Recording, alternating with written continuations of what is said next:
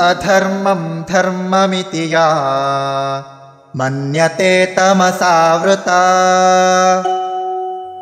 सर्वार्थान् विपरीतांश्च बुद्धिः सा पार्थ तामसी।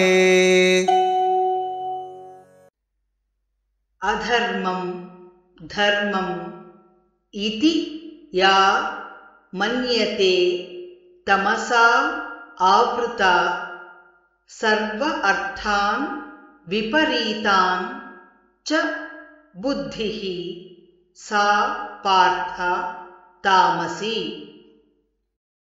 अधर्मं धर्ममिति या मन्यते तमसावृता सर्वार्थान् विपरीतांश्च बुद्धिः सा पार्थ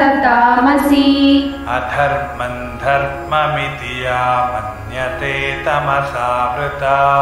अधर्मं धर्ममिति या मन्यते तमसावृता सर्वार्थान्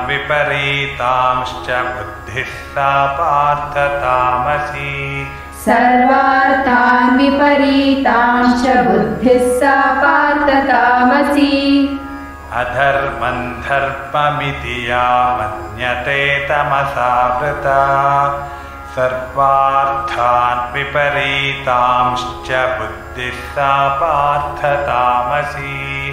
अधर्मं धर्ममिति या मन्यते तमसावृता सर्वार्थान् विपरीतांश्च बुद्धिः सा पार्थ